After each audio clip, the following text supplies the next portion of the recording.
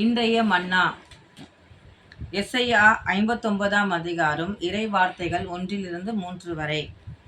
மீட்க இயலாதவாறு ஆண்டவரின் கை குறுகிவிடவில்லை, கேட்க முடியாதவாறு ஆண்டவரின் காது மந்தமாகிவிடவில்லை.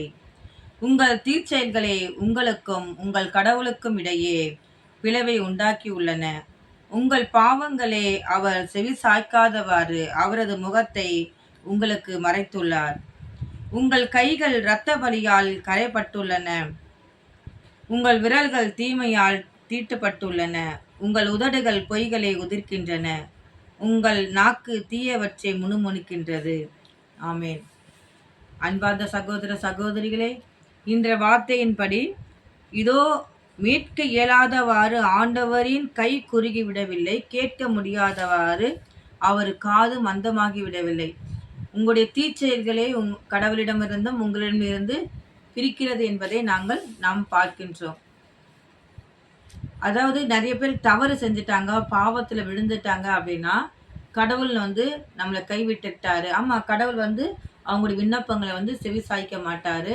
அவங்களுக்கு மேலும் மேலும் பாவத்தில் விழுந்ததன் காரணமாக சாத்தானின் பிடியிலிருந்து அவங்களால எழுந்துக்க முடியாத அளவுக்கு என்ன பண்ணுவாங்க, மீண்டும் மீண்டுமாக அதுல விழுந்து அவங்களால ஒரு சேருல விழுந்த எப்படி எழுந்துக்க முடியாத அளவுக்கு அதில் தன்னுடைய கால்களை அப்படியே பின்னி திரும்ப மீண்டும் மீண்டுமாக அதில் விழுந்து அதிகமான ஒரு பாதிப்புக்குள்ளாவாங்களோ, அது போல் பாவம் என்னும் சேற்றில் விழுந்த உடனே என்ன பண்ணிடுறாங்க, நம்ம தான் பாவி ஆயிட்டோமே அப்படின்னு சொல்லிட்டு நம்மளை எந்த மனிதர்களும் மதிக்க மாட்டாங்க, கடவுளும் நம்மளை மன்னிக்க மாட்டாருன்னு சொல்லிட்டு மேலும் மேலும் அவர்கள் பாவ சேற்றிலே விழுந்து கிடக்கவே நினைத்து கொண்டிருக்கிறார்கள்.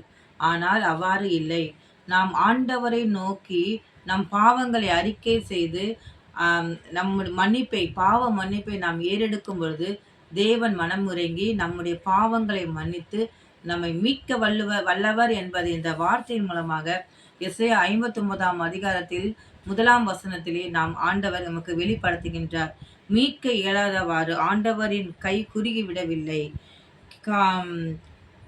கேட்க முடியாதவாறு ஆண்டவரின் காது மந்தமாகி விடவில்லை.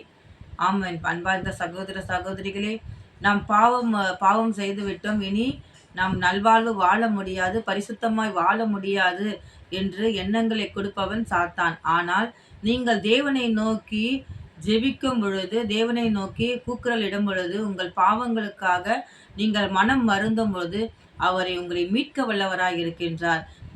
அவர் உங்களை மீட்டு பரிசுத்த வாழ்வை தருவதற்கு அவர் ஆயத்தமாய் இருக்கிறார். எப்பொழுதும் அவர் காத்து கொண்டிருக்கிறார், உங்களை உற்று நோக்கி கொண்டிருக்கிறார். அதனால் ஒருவரும் விழுந்து விடாதவாறுக்கு நீங்கள் பாவம் செய்திருந்தாலும் அதை மீண்டும் எழுந்து நிற்க உங்களுக்கு பலன் தருவார்.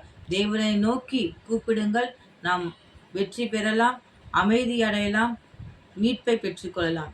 ஆமென். அன்பு இறைவா, பரிசுத்த தகப்பனே, என் தேவாதி தேவனே, என் கர்த்தாவே, இந்த நாளை என் வார்த்தைக்காக, இந்த மன்னாவிற்காக உமக்கு நன்றி இயேசுவே. அப்பா, இதோ மீட்க இயலாதவாறு உம் கை குறுகிடவில்லை, கேட்க முடியாத அளவுக்கு உமது காது மந்தமாக விடவில்லை என்பதை நாங்கள் படித்திருக்கிறோம் இயேசுவே. ஆம் தகப்பனே, எங்களுடைய தீய செயல்களால், எங்களுடைய குற்றங்களால், எங்களுடைய பாவங்களால் நாங்கள் உம்மை விட்டு தூர போகின்றோம் இயேசுவே. அப்பா, எங்கள் குற்றங்களை நாங்கள் இதோ உங்கள் சகோதர சகோதரியிடம் உங்கள் குற்றங்களை அறிக்கை செய்து, அப்பா இதோ அதை விட்டுவிட்டு மனம் மாறுபவன் மீட்படைவான் என்று சொல்லிக்கிறேன் இயேசுவே. இதோ உம்மை நோக்கி நாங்கள் கூக்குரலிட்டு எங்கள் பாவங்களை அறிக்கை செய்து, அப்பா எங்களை நாங்கள் பரிசுத்தப்படுத்திக் கொள்ள அதற்கான ஞானத்தை எங்களுக்கு நீர் கொடுத்து ஒவ்வொருவரையும் ஆசீர்வதிக்க வேண்டும். இயேசு கிறிஸ்து நாமத்தினால் ஜெபிக்கிறேன் எங்கள் நல்ல பிதாவே. ஆமேன். Praise the Lord.